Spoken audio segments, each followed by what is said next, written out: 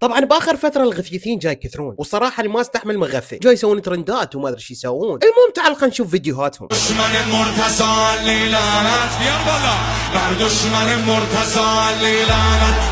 حیدر حیدر علی علی علی یا ناصر النبی ای شور سنگنجلی. حیدر حیدر حیدر حیدر حیدر حیدر. ايش في؟ زين هسه جاي يشقين خريطة العراق وخريطة مصر وبها غزة والسعودية والكويت ومفتخرة. والله خلينا نشوف واحد يعطينا الملخص لان انا ما احب ادخل بهاي التفاصيل. بعيدا عن انه هذا الترند ما راح يسوي شيء لاي دوله وما راح يحرر اي شيء، واذا كنتوا فعلا مهتمين فهذيك هي فلسطين وتقدرون تسوون اللي تردونه بدون ما تدخلون الشعب بمعمعه كلش كبيره. الفيديو هذا اللي يركض بيه نتنياهو نشر عام 2021 بتويتر، والغرض منه كان هو ترويج لحمله انتخابيه بس. ليش تعبالك يعني مرشحيهم ما يسوون نفس كلاوات مرشحينه؟ والكلاوجي هم كاتب بالتغريده ساركض دائما من اجل اسرائيل. هاي الترندات اللي جاي تصير حاليا جاي تستخدم لغرض الدعايه الانتخابيه، لهذا لا صدقها بسهوله. احنا عندنا مشكله ويا اسرائيل، بس لا تقنعني انت وغيرك بهاي ترنداتكم راح تسوون شيء لفلسطين. يا اما فعل واقعي ملموس او يا اما تسكتون، لان اللي جاي يحكي بتحرير شعب فلسطين هو مأذي شعبه ويقتل بيه يوميا. ها فهمتي؟ لو عيد لك الفيديو كيف تكسبون عاطفه الناس. اوكي هسه خلينا نشوف العينتين الثاني.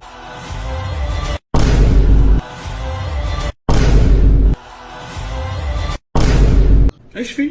اوكي هسه هذا العينتين عن ضد امريكا واسرائيل، وهو ساعته ابل وتليفونه ايفون وذني كلنا امريكيات. شلون ضدهم ما ادري. هسه بكذا بخيرهم استعمل اندرويد، اي استخدم اندرويد بس قدام التصوير مو انت ضد امريكي. بالله خلينا نشوفه هو هم مشارك بالترند. شنو موضوع هاي الحركه وشنو موضوع الترند الجديد؟ والله فهمنا شنو موضوعه؟ عند لكم اكو مخطط كبير يريدون ياخذون كل العراق وسوريا والاردن، يريدون ياخذون. تعال قل لي كهرباء وماي، ليش ما نسولف عن الماي والكهرباء؟ شوف حبيبي، بدون هذا الدراما وبدون هذا الترندات اللي خبصتونا بخبص، خريطة إسرائيل الكبرى مستحيلة لوجستيا، لأنه مستحيل 7 مليون إسرائيلي يتحكمون بأكثر من 100 مليون إنسان موجود على هذا الخريطة اللي هو خريطة إسرائيل الكبرى. ثانيا إذا فكروا فعلا يحتلون هذه البلدان راح يطلع لهم مقاومات، وهذا المقاومات راح يؤدي إلى استنزاف قوتهم العسكرية وراح ينهار خلال سنوات. ثالثا راح يواجهون الجيش المصري اللي يعتبر احد اقوى الجيوش بالشرق الاوسط، وهذا الشيء ايضا راح يؤدي الى استنزاف قوتهم العسكريه وراح ينهار اسرائيل خلال سنوات. رابعا الاتحاد الاوروبي والدول العظمى ما راح يقبلون بهذا، اللي هو الصين وروسيا وفرنسا وبريطانيا وحتى امريكا، لان هذا الشيء يعارض مصالحهم بالشرق الاوسط، فمن المستحيل يقبلون بهذا الشيء. وطبعا ما راح يسمح بهذا الشيء لا الخليج ولا ايران، لان هذا الشيء راح يعرض بلدانهم الى خطر، فراح يواجهون اسرائيل بكل بساطه. نتن هذا قبل شهر شنو صرح؟ ابحثوا يعني انتم الى متى نظل احنا جهلاء؟ اسرائيل مو بهذا الغباء، هذا الخريطه اللي قاعد يروج له هو نتنياهو وبن غفير على مود دعايتهم الانتخابيه، لا اكثر ولا اقل، حتى يضحكون على العالم وينتخبون. بس هالقد. احنا جاي نسوي حرب اعلاميه. تقدرون تحاربون اسرائيل اعلاميا في حاله واحده، لما يكون عندكم قدره عسكريه قويه تقدرون تواجهون به اسرائيل، مو تحاربوهم بترندات اللي ما راح يجيب اي نتيجه وما راح يهتمون لكم اصلا. جاي نسوي ترند حتى نوقف ضدهم. توقف ضدهم ترند؟ يلا باي. يوقف ضدهم بالترند. اول مره اشوف حرب بالترندات، بس حلو يعني مو بس انا نغثي، اكو ناس هم انغثت من ذولي. طبعا هواي شفت بالتعليقات نزل لنا فيديو طويل، نزل لنا فيديو طويل. مو قلنا كل اسبوع فيديو، هو صح متاخر فوق الاسبوع، بس يعني جاي اسوي لكم جدول. يعني الخميس انزل قصه والجمعه انزل فيديو هنا بهاي القناه، مو على مودكم اني، غير انتم هسه جاي تداومون كذب، لا على مودكم ولا شيء، جاي سخت. يا اخي ما اعرف اكذب، المهم اعرف بيك ضايج. فتعال خلينا نشوف فيديوهات انا وياك ونتونس.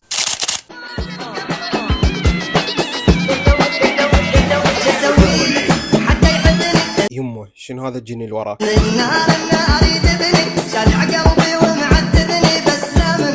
اعوذ بالله من الشيطان الرجيم، والله خفت. انا ما عايزني، ترى الساعه بالخمسة الفجر وكلها نايمه، بس انا قاعد كني طنطط. خل عبر الفيديو ونشوف لنا غير فيديو. يا اخي خوف، يعني ادري انت جاي تغني اللي وراك يخوفنا ليش؟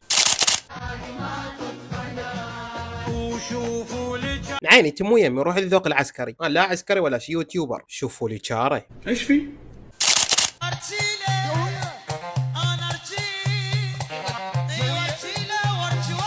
لحظة ايش بيه الاخت؟ المشكلة انا ما اريد اطلع شخصيتي القديمة، من اطلع شخصيتي القديمة؟ يوتيوب يقول لي السلام عليكم خالي محتاج شيء، فاني خليني باي الشخصية الهاد اللطيفة الحباب، والله يحب المحسنين. بس شفتوا حاطة الدشداش هاي على مود شنو نجيب مشاهدات. ايش في؟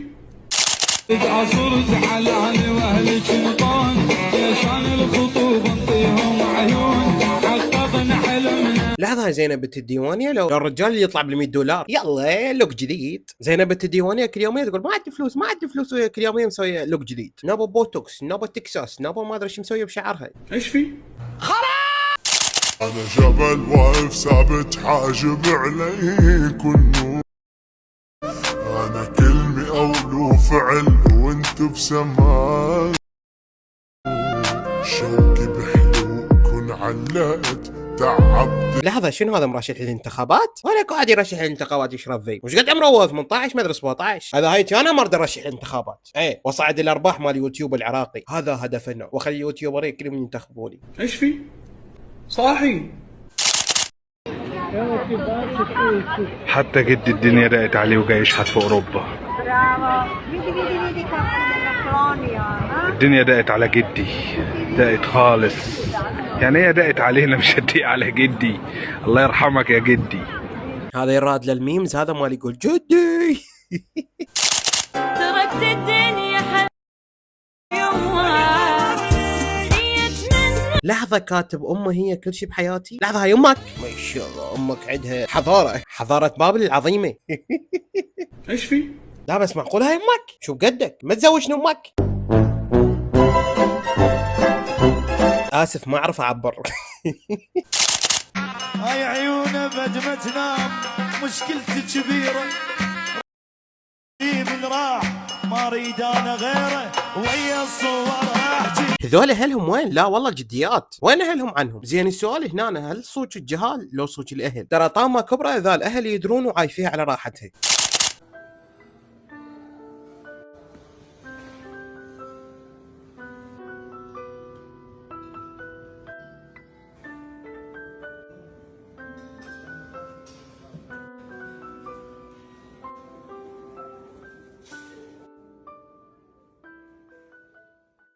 يا اخي ايش قد احب هيك مقاطع اني يبطلون الناس من الشغل.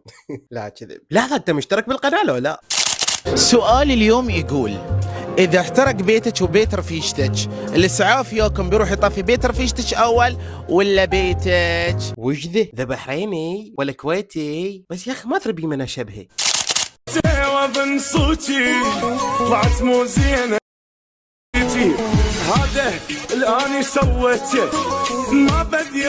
ذن البنات لو ما شايفات ذن المشاهير اللي يفرن ويجيبن مشاهدات ما سوون مثل هاي الحركه، والله جاي نشرن وباء. يعني هساك استلم هاي متى تطلع عمرها 12 سنه ما ادري 13 سنه وفرت. ما هي سر الفره؟ هل هي الفره تجذب الفلوس، تجذب التاهو، تجذب لا لا لا لا لا.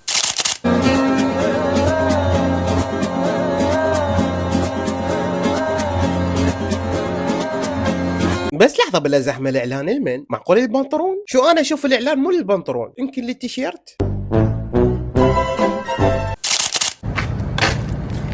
هلا حبيبتي شلونك؟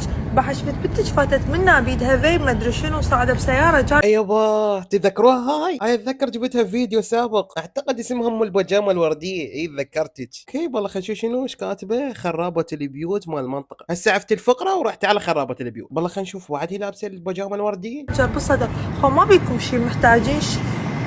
اوكي بنهايه الفيديو ما طلعت انه هي جاي تمشي. والله خلينا نرجع للفار.